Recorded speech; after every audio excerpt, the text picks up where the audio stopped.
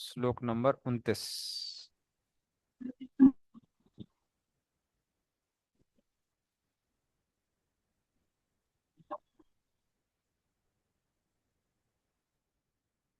9।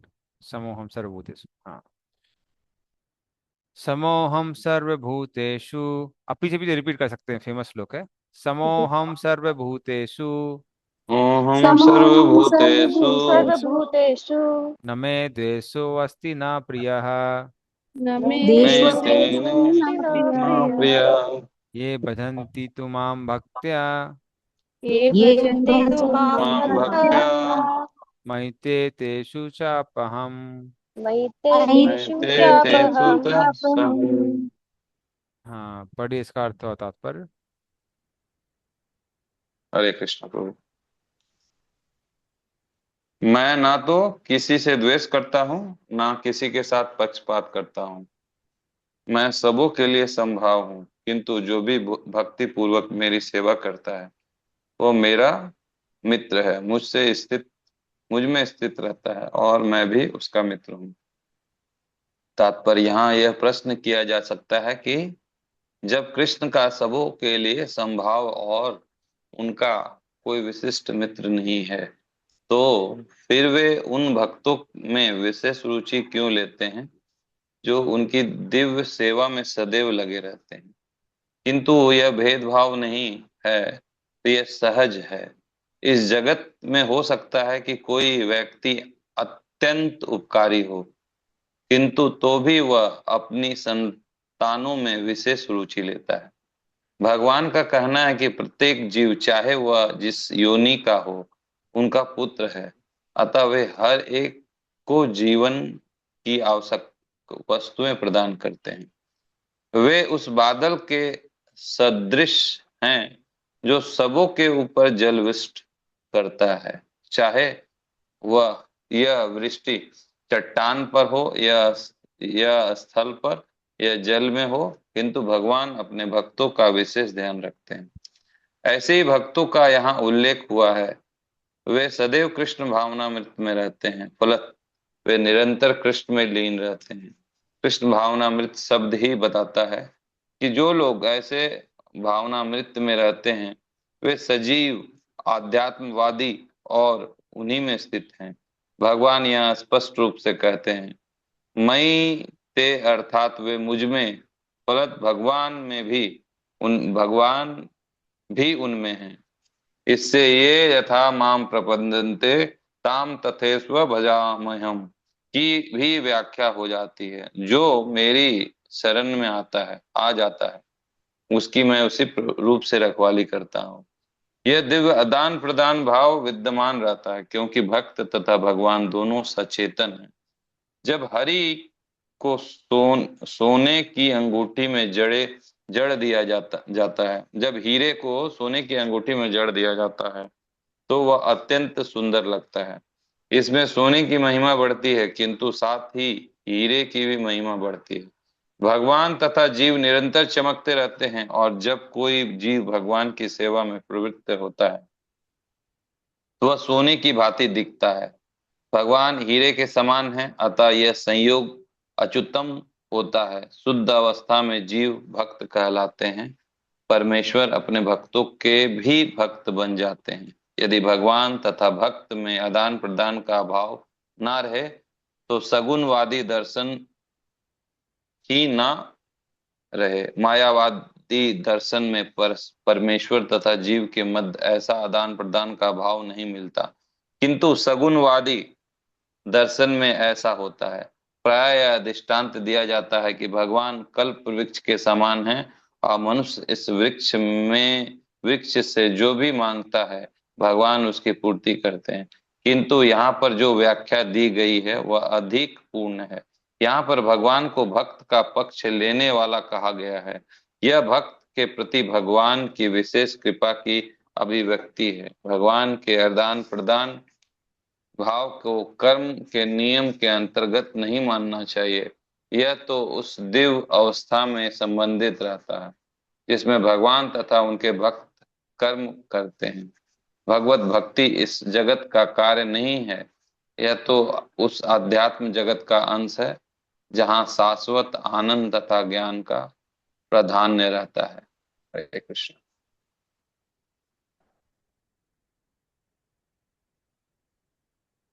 धन्यवाद। तो ओके, तो इस श्लोक में जो अर्जुन ये सुनता है कि भगवान कह रहे हैं कि जो देवता गण हैं, आ, उनके जो उपासक होते हैं उनको जो फल मिलते हैं वो क्षणिक होते हैं, और मेरे भक्त के जो फल मिलते हैं वो कैसे होते हैं, परमानेंट होते हैं। तो अर्जुन ये सुनता है तो अर्जुन कहता है कि भगवान ये तो उचित नहीं है। लगता है आपके अंदर भी भेदभाव है। आप अपने भक्तों का उद्धार करते हैं, लेकिन जो आपके भक्त नहीं, आप उनका उद्धार नहीं करते हैं। इसका मतलब है, ऐसा लगता है कि आपके अंदर भी ईर्ष्या और द्वेष है। तो उसको भगवान पराजित करते हैं इस श्लोक में। क्या कहते हैं कि अर्जुन, जहां तक मेरी भक्ति की बात आती है, ये वजंती तो माम भक्त मई तेषु चापे हम, क्योंकि मेरा भक्त हमेशा मुझ में निवास करता है, मैं भी हमेशा उनमें निवास करता हूँ। तो अर्जुन कहता है ठीक है, लेकिन पूरा संसार ही आप में निवास करता है, इसमें कौन सी बड़ी बात है। तो भगवान कहते हैं नहीं नहीं नहीं, मेरा कहने का मतलब है मेरे भक्त मुझसे बहुत ज्यादा आसक्त हैं, और मैं भी अपने भक्तों से बहुत आसक्त हूँ। हम्म, तो लेकिन अन्य लोगों के लिए मैं कल्प वृक्ष की तरह हूँ। तो जो मुझसे जो मांगने के लिए आता है वो मैं इसको दे देता हूँ। तो फिर प्रश्न आता है, क्या भगवान वाकई में कल्प वृक्ष की तरह हैं? क्योंकि पेड़, जो वृक्ष होता है, वो किसी से अटैच नहीं होता है। हम्म, इसीलिए आ, अगर कोई वृक्ष का आश्रय लेता है तो वृक्ष आश्रय देता है, लेकिन ना ही वृक्ष उससे बहुत आसक्त होता है, ना वो व्यक्ति वृक्ष से बहुत आसक्त होता है। और मान लीजिए जो व्यक्ति आश्रय ले रहा है उसका कोई शत्रु भी वहां पे आ जाता है, तो वृक्ष क्या करता है, उसको भी आश्रय देता है, उसके शत्रु को भी आश्रय देता है। लेकिन भगवान के साथ ऐसा नहीं है। प्रहलाद महाराज ने कभी भी ये नहीं बोला था कि मेरे पिता का वध करके मेरी रक्षा करिए, बल्कि वो हिरण्यकशिपु से घृणा भी नहीं करता था प्रहलाद। लेकिन भगवान ने फिर भी क्या किया, प्रहलादा यदा द्रुहे धनस्य अपि वरो जितम। तो हालांकि ब्रह्मा जी ने हिरण्यकशिपु को लगभग अमरता का वरदान दिया, लेकिन फिर भी भगवान ने क्या किया, हिरण्यकशिपु का वध कर दिया। तो इसलिए भगवान का भक्तों के प्रति एक स्पेशल अटैचमेंट है, उसमें कोई भी दो राह नहीं है। तो ऐसा नहीं भगवान सिर्फ कल्पवृक्ष की तरह है। तो साधारण लोगों के लिए भगवान कहते हैं समोहम सर्वभूतेषु, मैं सबके लिए समान हूं। लेकिन जहां तक भक्त की बात आती है, भगवान का भक्ति प्रति आसक्ति है, लेकिन इसको आ भगवान का दूषण नहीं देख सकते। ऐसा नहीं कि ये भगवान में कोई कमी है, ये भगवान का आभूषण है। ये इसी वजह से भक्त लोग भी भगवान से आसक्त होते हैं। क्यों? क्योंकि भगवान भक्तों से आसक्त होते हैं। तो जहां तक ज्ञानियों की बात आती है, योगियों की बात आती है, भगवान का उनकी प्रति आसक्ति नहीं है, या फिर जो शिव के दुर्गा के जो उपासक है उनकी प्रति आसक्ति नहीं है, लेकिन भगवान के अपने सेवकों के प्रति आसक्ति है। और इसी वजह से भक्त लोग भी भगवान की उपासना करते हैं, क्योंकि कृष्ण अपने भक्तों से बहुत आसक्त होते हैं। तो भगवान इसको क्लियर कर रहे हैं यहाँ पे कि साधारण लोगों के लिए अलग अरेंजमेंट है, लेकिन भक्तों के लिए स्पेशल अरेंजमेंट है। फिर भी एक हिसाब से हम देख सकते हैं कि भगवान निरपक्ष हैं। कैसे? निष्पक्ष हैं। वो कैसे? क्योंकि कोई भी भगवान का भक्त बन सकता है, उस हिसाब से भगवान कैसे निष्पक्ष है। ये नहीं बोल रखा कि ये मेरा भक्त बन सकता है, वो नहीं बन सकता, कोई भी बन सकता है। बलि महाराज, प्रहलाद महाराज राक्षस थे, फिर भी वो भगवान के भक्त बने। सेम चीज विभीषण के बारे में बताती है। पशु पक्षियों की बात की जाए तो सारी वानर सेना ही, भगवान के राम की पूरी सेना पशु पक्षियों से भरी हुई थी। जटायु, जामवंत, हाँ हाँ, सारे वानर हो गए। तो इस तरह से भगवान मौका देते हैं हर किसी को भक्त बनने का, लेकिन क्योंकि भक्त भगवान से आसक्त, इसलिए भगवान अपने भक्तों से आसक्त होते हैं। इसको भगवान यहाँ क्लियर कर रहा है। तो इसका मतलब क्या है कि भक्तों की स्पेस पोजीशन थोड़ी स्पेशल है, वो साधारण नहीं है। और उसी एपिसोड को भगवान और आगे लेके जाते हैं। अब भगवान अपनी आसक्ति का प्रदर्शन कर रहे हैं कि भगवान अपने भक्तों से कितने ज्यादा आसक्त है। वो आगे के श्लोकों में भगवान बताते हैं। अपि चेत सुदुराचारो भजते मामनन्य भाग साधुरेव समन्तव्यः सम्यक व्यवसतो हिसाः। हाँ, पढ़िए इसका अर्थ तात्पर्य। मैं पढ़ू प्रभु जी? हाँ अच्छा पढ़िए। ठीक है।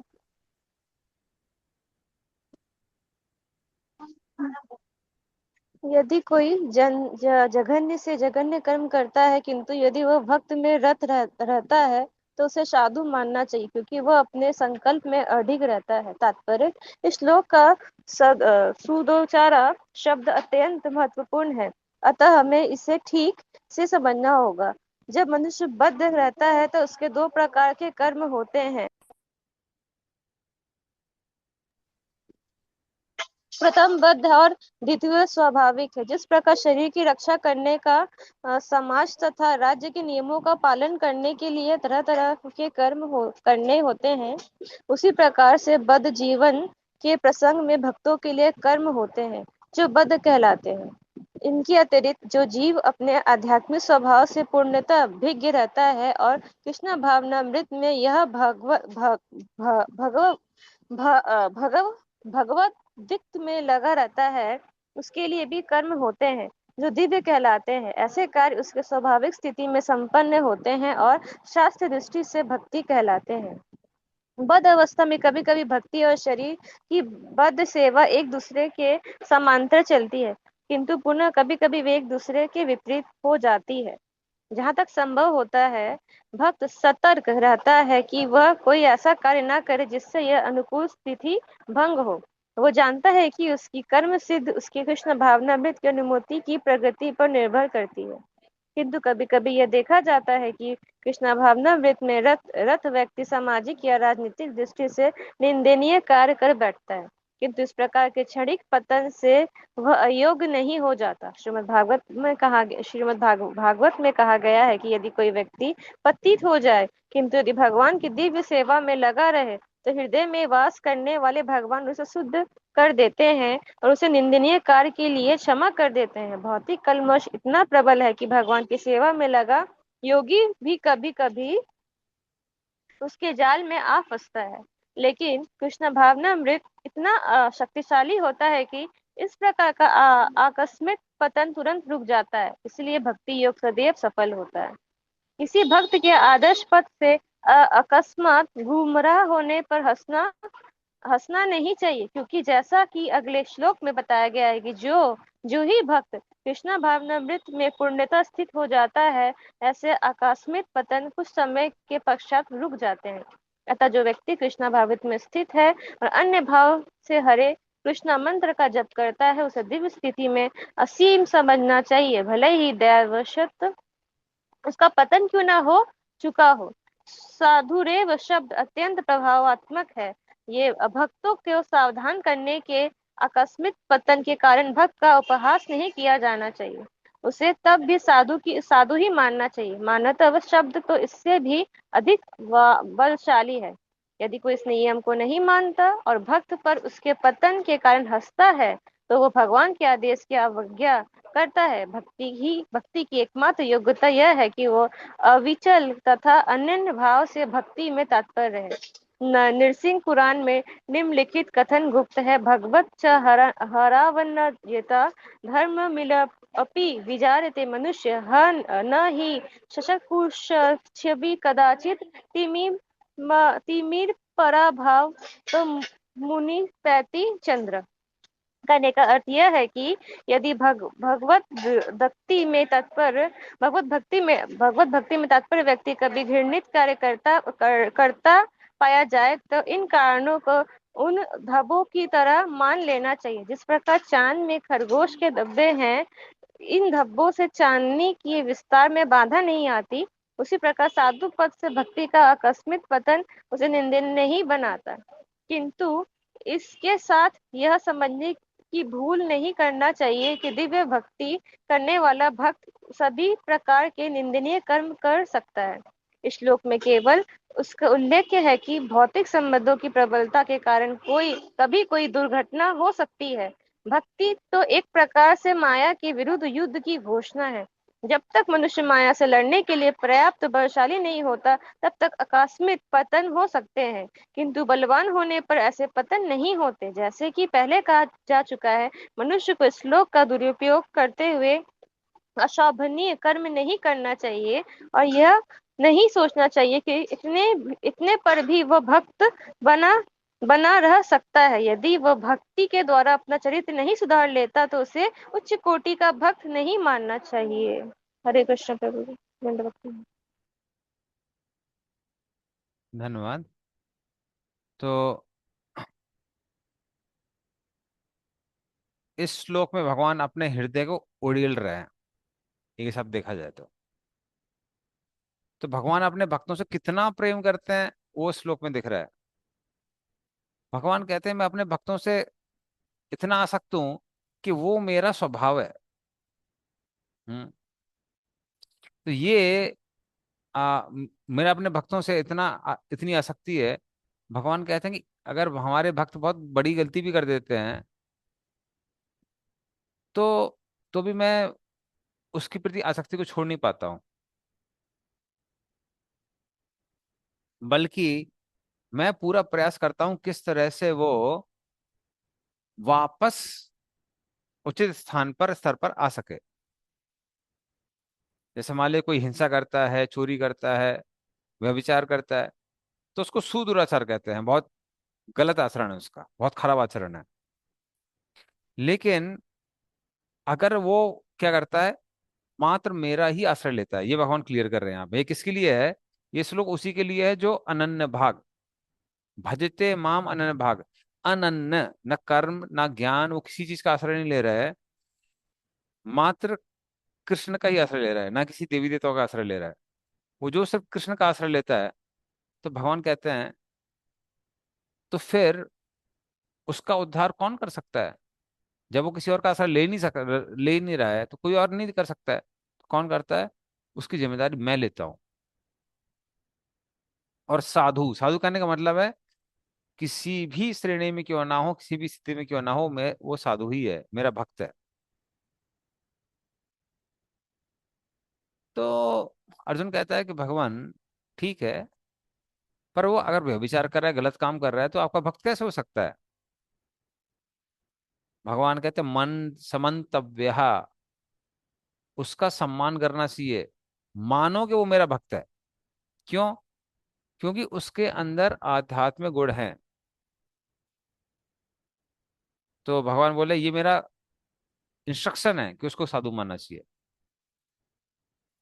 तो अर्जुन कहते ठीक है, जब जब वो आपकी भक्ति कर रहा है उस पार्ट को हम बोल सकते हैं कि ये आपका भक्त है, लेकिन जहां जहां वो गलत काम कर रहा है तो हम कैसे बोल देंगे ये भक्त का काम है? तो भगवान कहते हैं साधुर एव, एव का मतलब वो भक्त ही है, उसके अंदर आपको खामी नहीं दिखनी चाहिए। तो सम्यक व्यवसिता,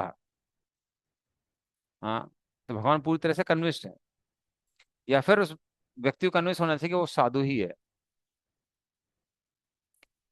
क्यों?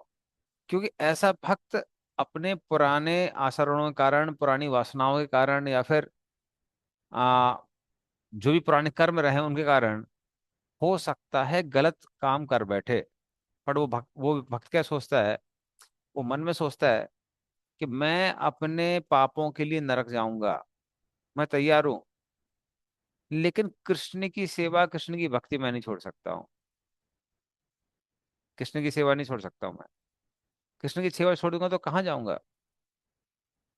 तो इस तरह से उसने रिजॉल्व करके रखा है कि मैं कृष्ण को नहीं छोड़ूंगा। तो जब उसने रिजॉल्व करके रखा है कि मैं कृष्ण को नहीं छोड़ूंगा, तो भगवान कहते हैं मैं कैसे छोड़ सकता हूँ ऐसे भक्त को। तो वो भगवान कहते हैं यहाँ पे। तो फिर अर्जुन कहता है भगवान, ऐसे पापी पुरुष की सेवा आप कैसे ग्रहण कर सकते हैं, क्योंकि जो भी वो आपको भोग अर्पित कर रहा है वो काम और क्रोध से सना हुआ है। तो आप कैसे उसकी सेवा को एक्सेप्ट कर सकते हैं। तो उसका उत्तर देते हैं भगवान अगले श्लोक में। हम्म, तो इसको भी शेयर करता हूँ। हाँ, सर्वमिष्ठा माता जी। हरे कृष्णा प्रभु जी, ये जो आप बोलते हैं ना कि पहले भी बोले जैसे अर्जुन ये सवाल पूछ रहे, तो वो कहाँ पे ये रेफरेंस मिल रहा है कि अर्जुन ऐसे सवाल पूछ रहे? विश्वनाथ चक्रवर्ती ठाकुर ने कमेंट्री में लिखा हुआ है। ओके महाप्रभु जी, हरे कृष्ण।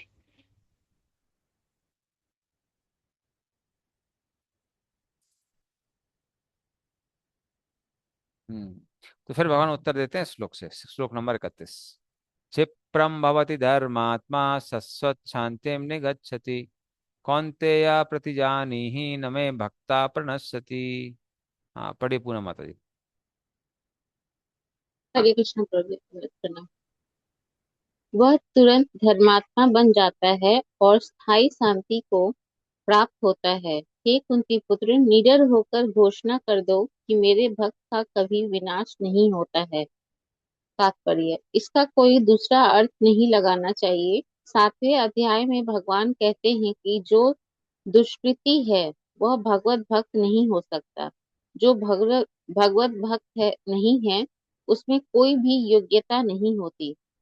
तब प्रश्न यह उठता है कि संयोगवश या स्वेच्छा के निंदनीय कर्मों में प्रवृत्त होने वाला व्यक्ति किस प्रकार भक्त हो सकता है। यह प्रश्न ठीक ही है। जैसा कि 7वें अध्याय में कहा गया है, जो दुष्ट आत्मा कभी भक्ति के पास नहीं भटकता, उसमें कोई सद्गुण नहीं होते। भागवत में भी इसका उल्लेख है। सामान्यतः 9 प्रकार के भक्ति कार्यों में युक्त रहने वाला भक्त अपने हृदय को भौतिक कल्मश से शुद्ध करने में लगा होता है। वह भगवान को अपने हृदय में बसाता है। फलतः उसके सारे पाप पूर्ण कल्मश धुल जाते हैं। निरंतर भगवान का चिंतन करने से वह स्वतः शुद्ध हो जाता है। वेदों के अनुसार ऐसा विधान है कि यदि कोई अपने उच्च पद से नीचे गिर जाता है, तो अपनी शुद्धि के लिए उसे कुछ अनुष्ठान करने होते हैं। किंतु यहाँ पर ऐसा कोई प्रतिबंध नहीं है, क्योंकि शुद्धि की क्रिया भगवान का निरंतर स्मरण करते रहने से पहले से ही भक्त के हृदय में चलती रहती है। अतः हरे कृष्ण कृष्ण कृष्ण हरे हरे, हरे राम राम राम हरे हरे, इस मंत्र का अनवरत जप करना चाहिए। यह भक्त को आकस्मिक पतन से बचाएगा। इस प्रकार वह समस्त भौतिक कल्मशों से सदैव मुक्त रहेगा। हरे कृष्ण। प्रभु प्रभु जी आ रहे हैं।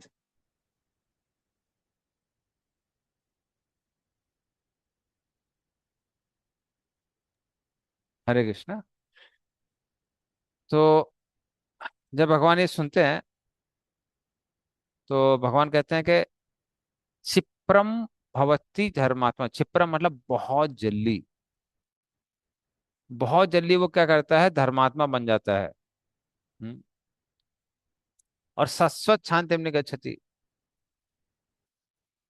तो बहुत जल्दी वो धर्मात्मा बन जाता है और वो इन अनर्थों से मुक्त हो जाता है, जिसकी वजह से मन क्या होता है, शांति, उसी को शांति बोला हुआ है। मतलब अनर्थ जो डिस्टरबेंस क्रिएट करते हैं वो खत्म हो जाता है। तो फिर वो भक्त क्या सोचता है, वो भक्त सोचता है कि मैं कितना निंदनीय हूँ, मैं कितना तुच्छ हूँ, मैं पूरे भक्तों के समाज के लिए कलंक हूँ।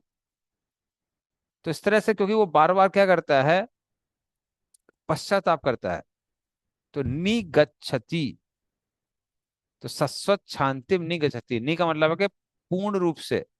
तो बार बार वो क्या करता है, क्योंकि ये इस तरह से पश्चाताप करता है, उस पश्चाताप की अग्नि में उसके सारे पाप नष्ट हो जाते हैं। हम्म। अब जो भगवान बोल रहे हैं कि जल्द ही हो जाता है, अगर वो एक जन्म में भी नहीं होता, भगवान इवन उसको अगले जन्म को भी जल्दी ही बोल रहे हैं। हम्म। ऐसा नहीं है कि भगवान बोलेंगे नहीं नहीं जल्दी मतलब 2 दिन 4 दिन में हो जाएगा, ऐसा नहीं। हो सकता है पूरे जीवन में चला उसको भी भगवान बोल रहे हैं कि जल्दी जल्दी हो जाता है। हम्म।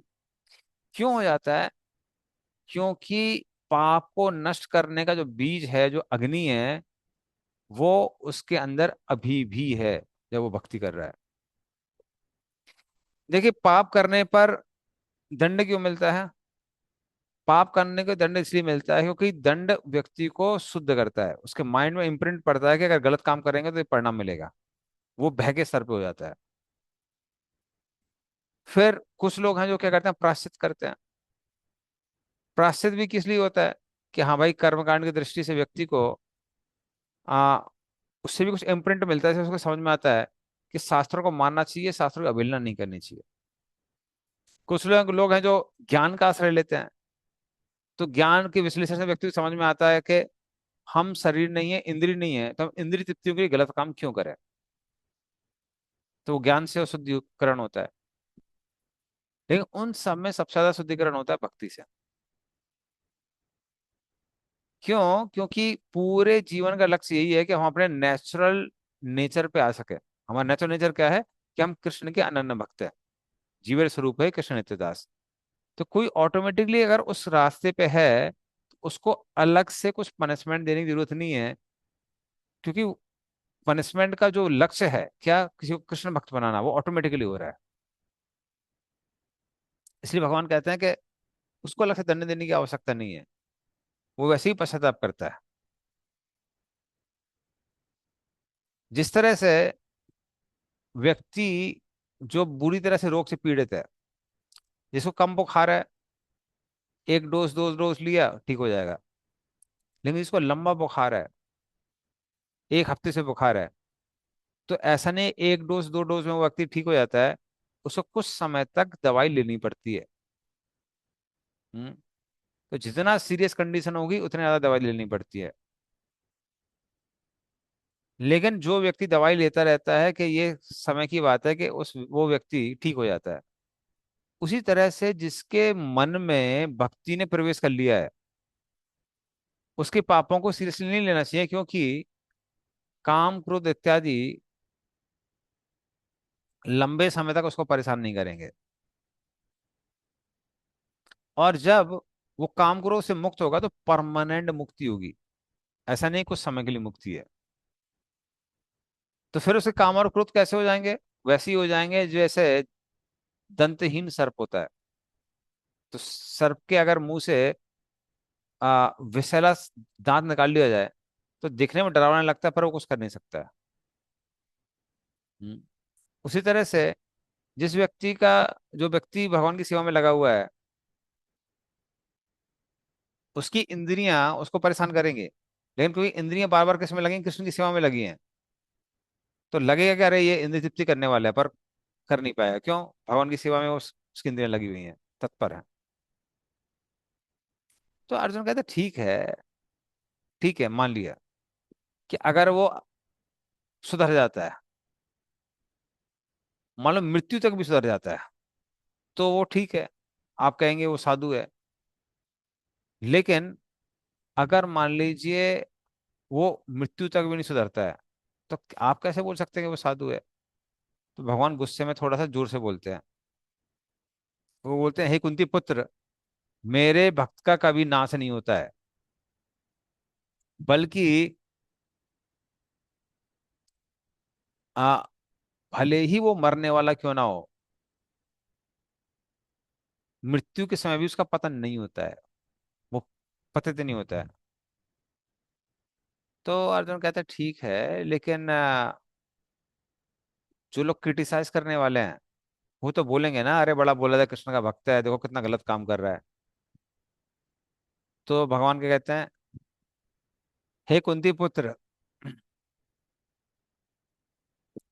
मृदंग करताल लेके जाओ, अपने हाथ ऊपर करके बोलो, अर्जुन बोलता क्या बोलना है? बोलो कि मेरा जो भक्त है, भले ही वो कितना भी पाप क्यों ना कर रहा हो, अंत में उसको विजय प्राप्त होगी। तो फिर अर्जुन बोलेगा उससे क्या होगा? वो सुनकर लोग तुम्हारे चरणों में बोलेंगे, बोलेंगे अर्जुन आप तो हमारे गुरु हो, आप हमको बताए भक्ति का पथ क्या है। हाँ। तो अर्जुन कहते हैं कि अर्जुन कहता है कि भगवान ये तो आप भी कर सकते हैं, आप भी डिक्लेयर कर सकते हैं, आप मुझे क्यों बोल रहे हैं डिक्लेयर करने के लिए? कौन ते प्रतिज्ञा नहीं नमे भक्त पुनस्ति। भगवान कहते हैं आ, क्योंकि अर्जुन मेरे भक्त मुझे अपने आप से भी ज्यादा प्रिय हैं। माँ में विशेष सत्यम थे प्रतिजाने प्रियो असी में। मेरे भक्त मुझे अपने आप से भी ज्यादा प्रिय हैं। इसीलिए मैं कह रहा हूं कि तुम बोलो, क्योंकि जहां तक मेरी बात आती है, हो सकता है मैं अपने दिए हुए वाक्यों को कभी उसको झुठला दूं, लेकिन अपने भक्त के वचन को कभी भी मैं टूटने नहीं देता हूं। जैसे कि कुरुक्षेत्र की रणभूमि में होने वाला है, अभी युद्ध नहीं हुआ है, इसलिए भगवान कह रहे हैं कि इस युद्ध भूमि में क्या होगा। भीष्म देव प्रतिज्ञा लेंगे कि या तो कल केशव अस्त्र उठाएंगे, अस्त्र शस्त्र उठाएंगे, या फिर आ, अर्जुन और बाकी जो पांडव हैं वो मृत्यु को प्राप्त होंगे। तो भगवान, तो मैं क्या करूंगा? मैं तुमको नहीं मरने नहीं दे सकता हूँ, भीष्म देव की प्रतिज्ञा को भी भंग नहीं होने देता हूँ। इसलिए मैं क्या करूंगा, अपनी प्रतिज्ञा ही भंग करके मैं रथ का पहिया उठा लूंगा। हालांकि भगवान अस्त्र नहीं उठाते हैं, अस्त्र शस्त्र, रथ का पहिया कोई अस्त्र शस्त्र नहीं होता है, लेकिन फिर भी भगवान ने अपना ही क्या किया। भगवान बोलेंगे मैं अपना प्रॉमिस क्या करूंगा, तोड़ दूंगा, अपनी प्रतिज्ञा को तोड़ दूंगा। किस लिए? भीष्म देव की प्रतिज्ञा की रक्षा करने के लिए। इसलिए अर्जुन मैं तुमसे बोल रहा हूँ, तुम भक्त हो, तुम प्रतिज्ञा लो कि मेरे भक्त का कहीं पतन नहीं होता है, तो लोग समझ जाएंगे इन शब्दों में कोई गलती नहीं है।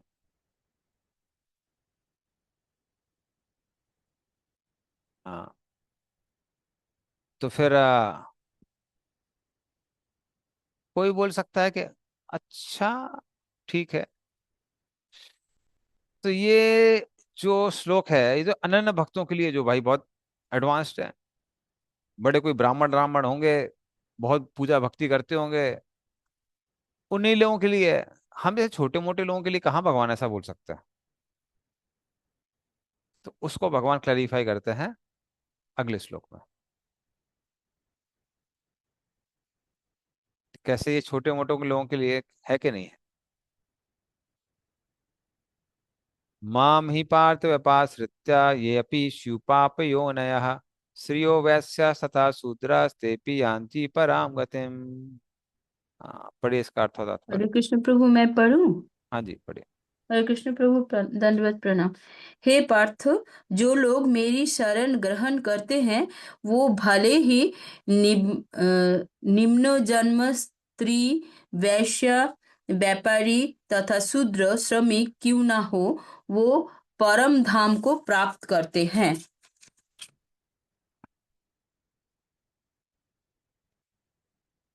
तात्पर्य, यहाँ पर भगवान ने स्पष्ट कहा है कि भक्ति में उच्च तथा निम्न जाति के लोगों को भेद नहीं होता।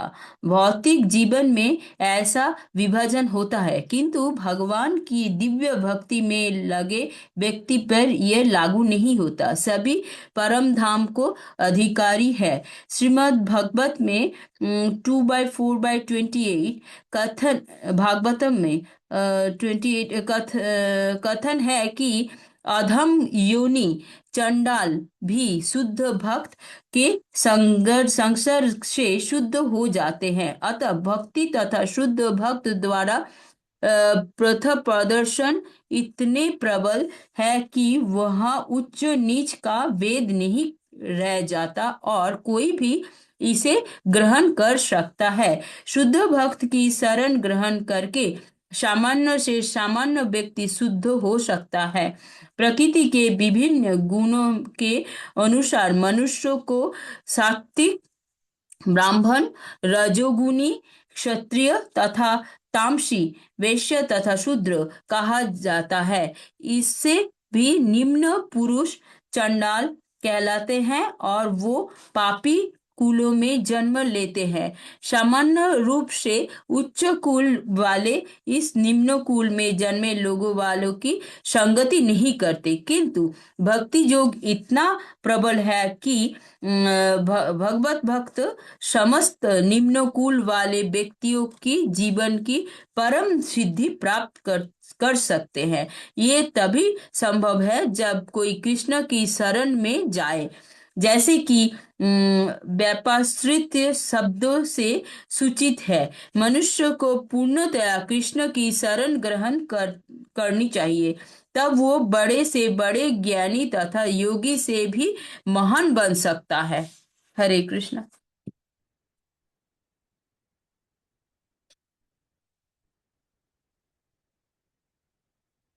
हरे कृष्ण। तो इस श्लोक में भगवान कहते हैं कि ऐसा नहीं है कोई महान ब्राह्मण है तो ही वो भक्ति कर सकता है। हाँ, तो ऐसा नहीं है। और दूसरा बात क्या है, ठीक है, दोनों से दृष्टिकोण से देख लेते हैं इसको। तो पहले तो भगवान क्या बोल रहे हैं कि ऐसा नहीं कोई महान ब्राह्मण ही कर सकता, कोई भी व्यक्ति किसी भी स्तर पे क्यों ना हो, स्त्री, वैश्य, शूद्र, बल्कि चंडाल क्यों ना हो, वो सब मेरा आश्रय लेके उस परम गंतव्य स्थान को प्राप्त कर सकते हैं। तो मतलब कोई क्वालिफिकेशन नहीं है, कोई भी भक्ति करेगा सबसे ऊंचे स्तर तक पहुंच जाएगा। तो ये एक दृष्टिकोण उसको देखने का। दूसरा दृष्टिकोण देखने का क्या है कि भक्ति में सिर्फ ऐसा नहीं है कि कोई भी व्यक्ति उसने एक्सीडेंटल कुछ गलत काम कर दिया है, पुरानी वासनाओं के कारण एकदम से कुछ काम कर दिया, और उसकी वजह से उसका पतन हो गया, तो भगवान कह रहे हैं कि वो भक्त है। नहीं, अगर उसका जन्म ही पाप योनि में हुआ है, मतलब पूर्व जन्मों में उसने बहुत जघन्य पाप किए हैं, तो भी ऐसा व्यक्ति भी भगवान कहते हैं कि वो भी मेरा आश्रय लेके परम गंतव्य स्थान को प्राप्त कर सकता है। तो कई बार हम लोग उस दृष्टिकोण से नहीं देखते, भगवान उस दृष्टिकोण से देखते हुए बता रहे हैं कि ठीक है, किसी ने एक जन्म में एक बार, दो बार, तीन बार कुछ एक्सीडेंट हो गया तो समझ में आता है। लेकिन जो लोग लगातार गलत काम करते हुए आए हैं, वो कहाँ चला जाता है, वो सूक्ष्म शरीर में चला जाता है। और उस सूक्ष्म शरीर के अनुसार क्या होता है, अगला जीवन प्राप्त होता है। जैसे जो व्यक्ति आ, जो पुरुष इस जन्म में स्त्री से बहुत ज्यादा आसक्त होते हैं, अगला जन्म उनको स्त्री के शरीर में मिलता है।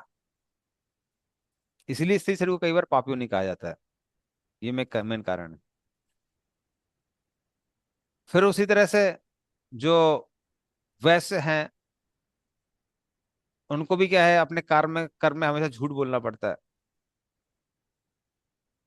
अब दिन भर अगर वो झूठ नहीं बोलेगा नहीं कमा पाएगा, वो हर समय उसको झूठ बोलना पड़ता है। हाँ हाँ, आपको सस्ते में दे रहे हैं, ये कर रहे हैं, वो कर रहे हैं, वो करना पड़ता है। तो उसको भी, इसलिए उनको भी कहा जाता है। शूद्रों को भी कई बार क्या करना पड़ता है, जो मालिक बोल रहा है वो काम करना पड़ता है। वो कई बार कुछ ऐसा काम बोलते हैं जो अनुचित है, वो भी करना पड़ता है। इसलिए उसको भी पापियों नहीं कहा जाता है। और उसके अलावा तो बहुत सारे लोग जो आउटकास्ट है, आजकल तो आउटकास्टों की संख्या बहुत ज्यादा है, जो लोग गौ मांस खाते हैं, किसी विधि विधान को नहीं मानते हैं।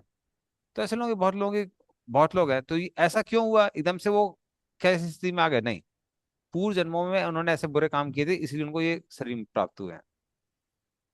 तो भगवान कहते हैं मैं उसको भी कंसिडर नहीं करता हूँ। तो सिर्फ भगवत गीता में नहीं, भागवतम में भी भगवान ने ऐसे बहुत सारे श्लोक बोले हैं। जैसे एक श्लोक आता है, ये दूसरे स्कंद में आता है, किराट हूणान्द्र पुलिंद पुलकसा आवीर सुम्बा यवना खसादय ये अन्ये च पापा यदपाश्रया श्रया शुद्धन्ति तस्मै प्रभ विष्णवे नमः। तो भगवान बहुत सारे उदाहरण देते हैं। कुराट, जो लोग वहाँ के आदिवासी हैं, आ, छोटा नागपुर, जिसको भी छुट्टियां नागपुर भी बोलते हैं, रांची, तो रांची के वगैरह के जो आदिवासी है, तो उनको किराट कहा जाता है। हूण, जो मुगल्स वगैरह जहाँ से आए थे, और चाइनीज वगैरह, इन सबको हूण कहा जाता है, मंगोल। हम्म। आंध्र, जो आंध्र प्रदेश के लोग हैं, तो इन लोगों को भी निम्न कोटि का। जनरली क्या था, वैदिक कल्चर इतना हाई था कि जिस जिस बेल्ट में लोग मांस मच्छी खाते थे, उन सबको आर्यवर्त नहीं माना जाता। तो श्री भक्ति सिद्धांत ठाकुर चैतन्य चरितामृत में लिखते हैं कि बिहार का कुछ पार्ट, फिर उसके बाद बंगाल, नॉर्थ ईस्ट, उड़ीसा, आंध्रा, इन सबको जनरली उसमें रखते थे आर्यवर्त में। और उसका कारण क्या है कि पूर्व काल में भी यहाँ पे लोग मांस मच्छी खाने वाले हैं, उसी वजह से। तो उन क्षेत्रों को कभी वो नहीं समझा था कि आर्यवर्त है, यहाँ पे सिविलाइज लोग रहते हैं। तो हूण, आंध्र, कुलिद, पुलकासा, तो इस तरह से बहुत सारे लोग हैं जिनको आउटकास्ट समझा जाता है। लेकिन भगवान क्या कह रहे हैं, आ, ओके, सेकंड कैंटो की श्लोक, श्लोक क्या बोल रहा है, तो ये बोल रहा है, ये अन्य ज पापा, तो इस तरह से अन्य जो भी लोग हैं जो बहुत पाप के कारण पतित हो गए हैं, अगर वो क्या करते हैं, यद अपाश्रया आश्रया, वो उनका आश्रय लेते हैं जिन्होंने भगवान का आश्रय लिया है। कौन? जो भगवान के शुद्ध भक्त है, उन्होंने भगवान का आश्रय लिया है। और कोई व्यक्ति उनका आश्रय ले लेता है, यद अपाश्रय आश्रय, उनका आश्रय लेने का मतलब क्या है, उनके अंडर ट्रेनिंग देता है, कैसे कैसे सुबह जल्दी उठना है, अपना जप करना है, मंगल आरती करना है, चार नियम का पालन करना है, भगवान को भोग चढ़ाना है, भोगी खाना है। तो इस तरह से जो लोग ट्रेनिंग ले लेते हैं, यदि आपास है, भगवान बोलते शुद्धंति तस्मै, वो लोग पूर्ण रूप से कैसे हो जाते हैं, शुद्ध हो जाते हैं। कारण क्या है, वो एंड में दिया हुआ, प्रभ वैष्णवे नमः। क्योंकि भगवान विष्णु का इतना प्रभाव है, भगवान विष्णु सूरज की तरह है। अगर सूर्य की रोशनी मलमूत्र में भी क्यों ना गिरे, जैसे पहले लोग बाहर जाके मलमूत्र करके आते थे, लेकिन फिर भी उसी को खेत में करके आते थे, उसी से अनाज उगाया जाता है, और कई बार ड्यूटीज को भी चढ़ाया जाता है। अरे वो दूषित नहीं हुआ क्या? नहीं, क्योंकि वही मलमूत्र जब वो सूर्य की रोशनी के संपर्क में आता है, तो वो शुद्ध हो जाता है।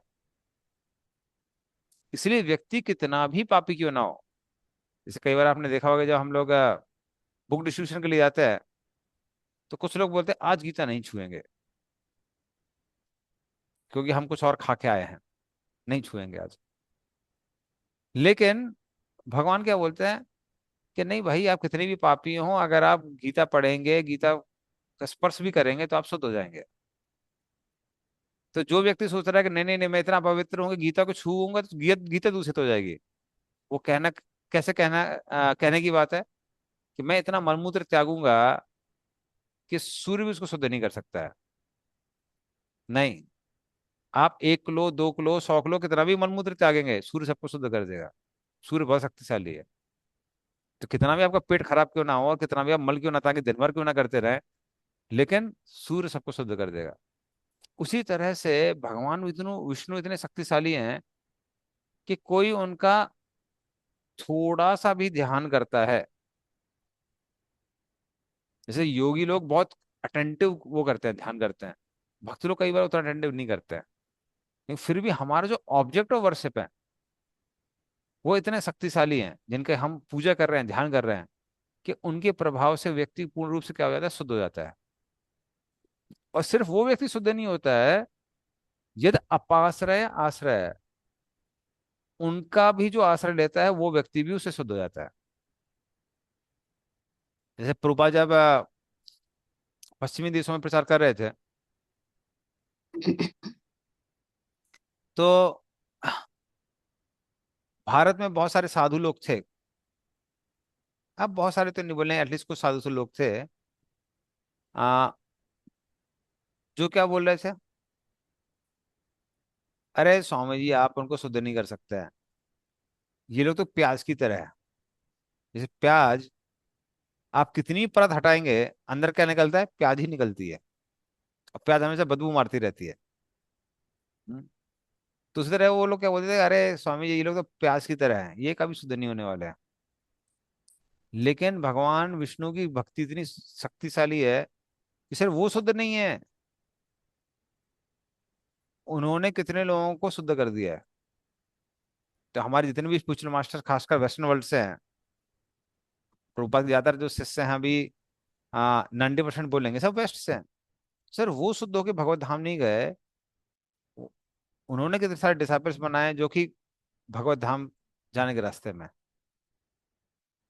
तो उस तरह से शुद्धंति तस्मय,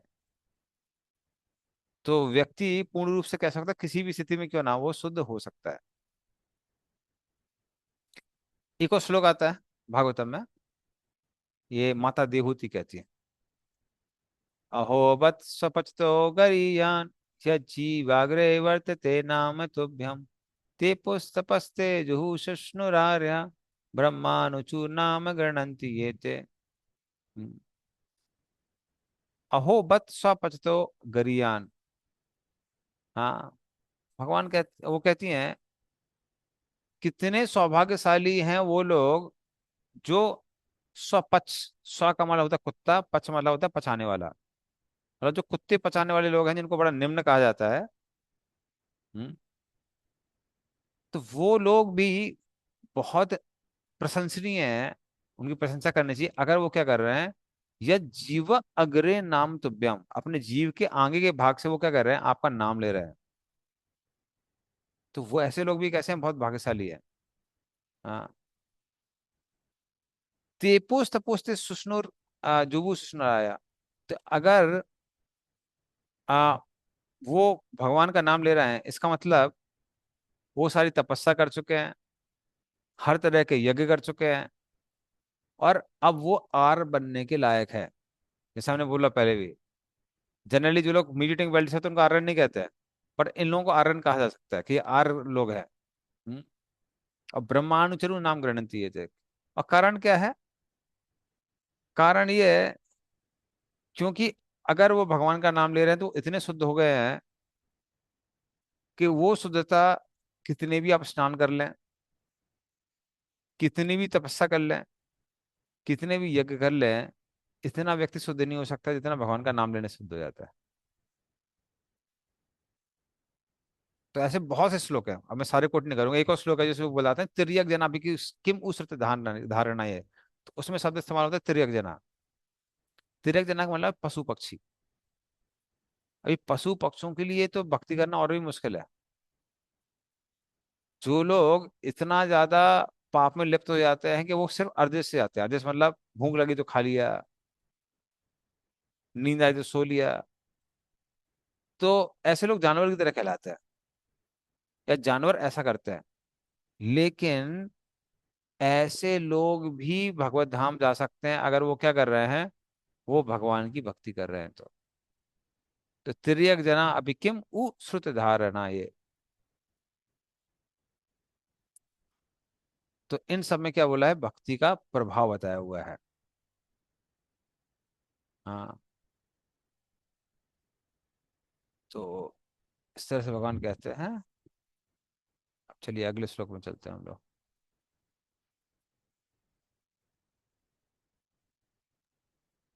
हरे कृष्ण प्रभु। हाँ, हरि बोल। तो हाँ, मेरा एक सवाल था प्रभु कि ये आर्यन जैसे कहें प्रभु कि अगर ये नाम लेते लेते इतने शुद्ध हो जाते हैं, ये चांडाल जो पशु भी खाते हैं वो भी शुद्ध हो जाते हैं क्योंकि उन्होंने जीवा से हरि नाम लिया है। तो आर्यन होने का क्या मतलब होता है प्रभु? आर्यन कौन होते हैं और इनका भक्त से क्या कनेक्शन है? हाँ, तो ऑलरेडी हमने डिस्कस किया था, अनार जुष्टम स्वर्गम अभी। हाँ, कीर्तन करना अर्जुना। तो उस श्लोक में भी हमने डिस्कस किया था। आर मतलब कौन है, जो वर्णाश्रम धर्म का पालन करते हैं और वेदों के अनुसार बनाए हुए नियमों का पालन करते हैं, उनको आर्य कहते हैं। तो ऐसा नहीं कि हर आर्य भक्त है, लेकिन हर भक्त आर्य बन जाता है। जैसे कर्मकांडी है, अगर वो कर्मकांड ठीक से फॉलो करें तो उनको भी हम आर्यन के कैटेगरी में डाल सकते हैं। तो जनरली सिविलाइज्ड लोगों को आर्य कहा जाता है, जो लोग सिविलाइज्ड। ठीक है। जी प्रभु जी। ओके। हरे हरे कृष्ण। कृष्ण प्रभु, ये आर्जो का बात कर रहे हैं ना, वो हाँ जिसको बांग्ला में आर्जो बोलते हैं। हाँ जी, हाँ जी। जी जी।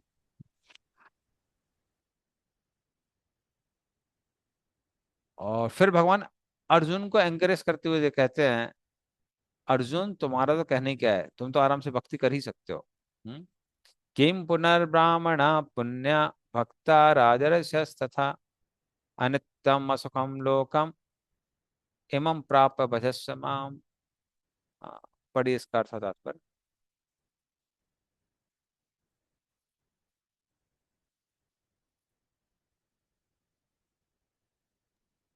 हरे कृष्ण प्रभु, मैं पढ़ूं? हाँ जी पढ़िए। फिर धर्मात्मा फिर धर्मात्मा ब्राह्मणों, भक्तों तथा राज ऋषियों के लिए तो कहना ही क्या है। अतः इस क्षणिक दुखमय संसार में आ जाने पर मेरी प्रेमा भक्ति में अपने आप को लगाओ। तात्पर्य, इस संसार में कई श्रेणियों के लोग हैं, किंतु तो भी यह संसार किसी के लिए सुखमय स्थान नहीं है। यहाँ स्पष्ट कहा गया है, अनित्यम असुखम लोकम। यह जगत अनित्य तथा दुखमय है और किसी भी भले मनुष्य के लिए रहने लायक नहीं है। भगवान इस संसार को क्षणिक तथा दुखमय घोषित कर रहे हैं। कुछ दार्शनिक, विशेष रूप से मायावादी, कहते हैं कि यह संसार मिथ्या है, किंतु भगवत गीता से हम यह जान सकते हैं कि यह संसार मिथ्या नहीं है, यह अनित्य है। अनित्य तथा मिथ्या में अंतर है। यह संसार अनित्य है, किंतु एक दूसरा भी संसार है जो नित्य है। यह संसार दुखमय है, किंतु दूसरा संसार नित्य तथा आनंदमय है। अर्जुन का जन्म ऋषि तुल्य राजकुल में हुआ था, अतः भगवान उससे भी कहते हैं, मेरी सेवा करो और शीघ्र ही मेरे धाम को प्राप्त करो। किसी को भी इस अनित्य संसार में नहीं रहना चाहिए, क्योंकि यह दुखमय है। प्रत्येक व्यक्ति को भगवान के हृदय से लगाना चाहिए, जिससे वह सदैव सुखी रह सके। भगवत भक्ति ही एकमात्र ऐसी विधि है जिसके द्वारा सभी वर्गों के लोगों की सारी समस्याएं सुलझाई जा सकती है। अतः प्रत्येक व्यक्ति को कृष्ण भावनामृत स्वीकार करके अपने जीवन को सफल बनाना चाहिए। हरे कृष्ण। धन्यवाद। तो भगवान अभी अर्जुन को आ एंकरेज करते हुए बोल रहे हैं कि अर्जुन, किम पुनर्ब्रह्मणा पुण्य, और उन ब्राह्मणों का कहना ही क्या है, राजर्षियों का कहना ही क्या है, जो लोग कम से कम आ रहे हैं, जो पुण्यवान है। हम्म। तो अनित्यम सुखम लोकम एवं प्राप्त भजस्य माम। इस अनित्य दुख में संसार को छोड़ के मेरा भजन करो, ताकि तुम मुझे प्राप्त कर सको। जो स्थान कैसा है, सुखमय है और नित्य है, उस स्थान को प्राप्त करो। हम्म। तो इस तरह से भगवान कह रहे हैं कि जब वो लोग मुझे प्राप्त कर सकते हैं, तुम्हारा कहना ही क्या है, तुम तो मुझे आराम से प्राप्त कर ही सकते हो। तो अर्जुन, तुम्हारे लिए तो भक्ति करना और भी आसान है। और प्रभुपाद एंकरेज करते हुए बोल रहे हैं कि इसलिए सबको क्या करना चाहिए, हर किसी को भक्ति करनी चाहिए, जिससे वो आराम से भगवान को प्राप्त करके उनका जो नेक्स्ट स्थान है गोलोक वृंदावन, वहां जा सकता है। ठीक है। एक बार ये भगवान बोल रहे हैं कि ये दुखों का ये घर है, दुखालय शाश्वतम। ये सेकंड श्लोक मतलब से मिलता जुलता। तो अनित्यम, जो नित्य नहीं है, असुखम, जहाँ सुख नहीं है, तो इस संसार में सुख नहीं है, नहीं, ये नित्य नहीं है, वहां से कहा जाता है भगवान तो मेरे लोक में आओ, भजस्व माम, इस तरह से मेरा भजन करो और मुझे प्राप्त करो। और कैसे करें, अर्जुन बोलता है, अरे ठीक है आपका भजन करें, तो भगवान कैसे करें? तो भगवान इस श्लोक में बता रहे हैं कैसे करें। मना। मन्मना भव मद भक्तो मदयाजी माम नमस्कुरु, मामेवसि युक्तैवम् आत्मानं मत्परायणः। बड़ी इसका अर्थ तात्पर्य। प्रभु क्या? हाँ जी। पढ़ें प्रभु क्या? हाँ पढ़िए पढ़िए। अपने मन को मेरे नित्य चिंतन में लगाओ, मेरे भक्त बनो, मुझे नमस्कार करो और मेरी ही पूजा करो। इस प्रकार मुझ में पूर्णता तल्लीन होने पर निश्चित रूप से तुम मुझको प्राप्त होगे। तात्पर्य इस श्लोक में स्पष्ट इंगित है कि इस कलमश ग्रस्त भौतिक जगत से छुटकारा पाने का एकमात्र साधन कृष्ण भावनामृत है। कभी कभी कपटी भास्कर भाष्कर इस स्पष्ट कथन को तोड़ मरोड़ कर अर्थ करते हैं कि सारी भक्ति भगवान कृष्ण को समर्पित की जानी चाहिए। दुर्भाग्यवश ऐसे भाष्यकार पाठकों का ध्यान ऐसी बात की ओर आकर्षित करते हैं जो संभव नहीं है। ऐसा भाष्यकार यह नहीं जानते कि कृष्ण के मन तथा कृष्ण में कोई अंतर नहीं है। कृष्ण कोई समान मनुष्य नहीं, वे परमेश्वर हैं। उनका शरीर, उनका मन तथा स्वयं वे एक और परम है, जैसा कि कुंभ पुराण में कहा गया है और भक्ति सिद्धांत सरस्वती गोस्वामी ने चैतन्य चरितामृत में पंचम अध्याय आदि लीला के अनुभाष में उद्धृत किया है। देनो देह दे देहु विवेदोयम न नशेश्वर विद्यते कंचित, अर्थात परमेश्वर कृष्ण में तथा उनके शरीर में कोई अंतर नहीं। लेकिन इस कृष्ण तत्व को न जानने के कारण भास्कर कृष्ण को छिपाते हैं और उनको उनके मन या शरीर से पृथक बताते हैं। यद्यपि यह कृष्ण तत्व के प्रति निरी अज्ञानता है, किंतु कुछ लोग जनता को भ्रमित करके धन कमाते हैं। कुछ लोग आसुरी होते हैं, वे भी कृष्ण का चिंतन करते हैं, किंतु इस ईर्ष्यावश जिस तरह की कृष्ण का मामा राजा कंस करता था, वह भी कृष्ण का निरंतर चिंतन करता रहता था, किंतु वह उन्हें अपने शत्रु के रूप में सोचता था। वह सदैव चिंताग्रस्त रहता था और सोचता रहता था कि न जाने कब कृष्ण उसका वध कर दे। इस प्रकार के चिंतन से हमें कोई लाभ होने वाला नहीं। मनुष्य को चाहिए कि भक्तिमय प्रेम से उनका चिंतन करे, यही भक्ति है। उसे चाहिए कि वह निरंतर कृष्ण तत्व का अनुशीलन करे। तो वह उपयुक्त अनुशीलन क्या है? यह प्रामाणिक गुरु से सीखना है। कृष्ण भगवान हैं और हम कई बार कह चुके हैं कि उनका शरीर भौतिक नहीं है, अपितु सच्चिदानंद स्वरूप है। इस प्रकार की चर्चा से मनुष्य को भक्त बनने में सहायता मिलेगी, अन्यथा अप्रामाणिक साधन से कृष्ण का ज्ञान प्राप्त करना व्यर्थ होगा। अतः मनुष्य को कृष्ण के आदि रूप में मन को निरंतर स्थित करना चाहिए। उसे अपने मन में दृढ़ विश्वास करके पूजा करने में प्रवृत्त होना चाहिए कि कृष्ण ही परम है। कृष्णा की पूजा के लिए भारत में हजारों मंदिर हैं जहाँ पर भक्ति का अभ्यास किया जाता है।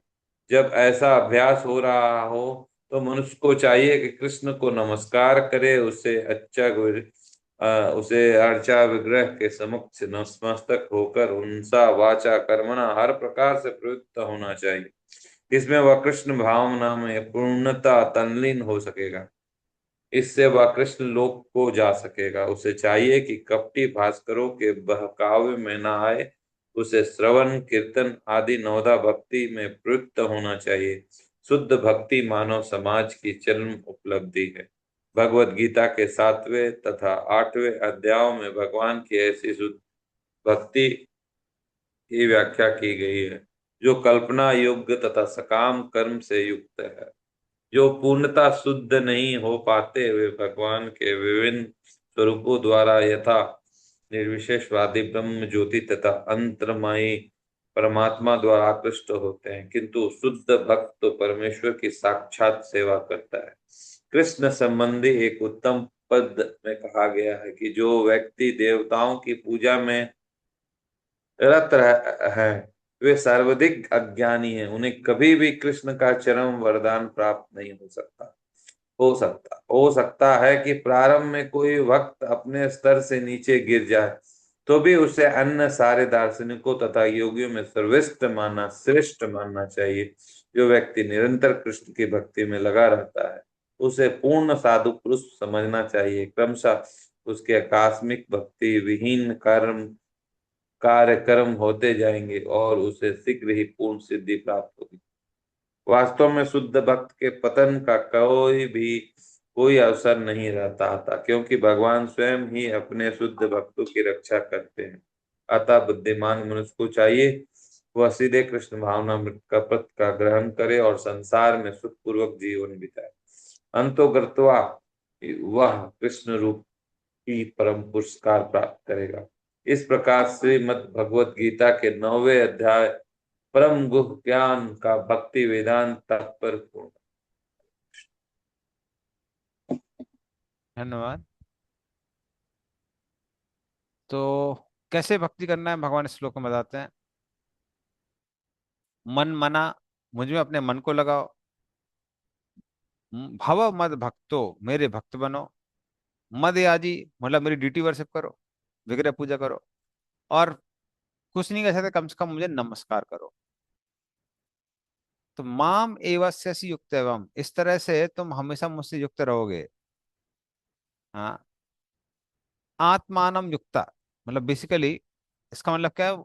माम एवस्यसि युक्त एवं आत्माना, इसका मतलब आत्मा का मतलब शरीर होता है, आत्मा का मतलब मन भी होता है। तो इस तरह से तुम्हारा शरीर और मन मुझ में लगा रहेगा। जब तुम मेरा ध्यान करोगे तो तुम्हारा मन मुझ में लगा हुआ है। जब तुम मेरे भक्ति का काम करोगे, श्रवण कर रहे हो, कीर्तन कर रहे हो, भगवान के झाड़ू लगा रहे हो, तब शरीर भगवान में हुआ है, लगा हुआ है। कोई यजन कर रहा है, ड्यूटी वर्शिप कर रहा है, तो मन और शरीर दोनों लगा रहता है। या फिर नमस्कार कर रहा है तो मन और शरीर लगा रहता है। तो इस तरह से भगवान कहते हैं तुम्हारा शरीर और मन मुझ में लगा रहेगा।